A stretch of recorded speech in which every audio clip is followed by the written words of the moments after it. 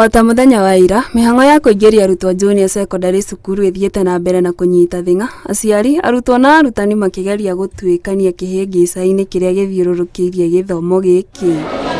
Arimũ anene a macukuru ma mũthingi kaunti-inĩ ya Gĩthii mekinyĩtie cukuru-inĩ wa mũthingi wa Gĩthii taũni kuoya mabuku ma gũthoma ma arutwo a njunia cekondarĩ marĩa maheanĩtwo nĩ rũhonge rwa mũtaratara wa gĩthomo KICD. We were lucky this morning. We received the books for the junior secondary school, health education and physical education, and we thank the government for supporting us. Now all the children are now ready.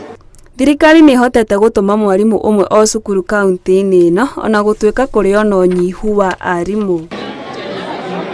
Cukuru wa mũthingi wa Kari ũrĩa ũĩkaine gũkorwo na arutwo aingĩ biũ onaguo ndũtigĩtwo thutha mũtaratara-inĩ ũyũ.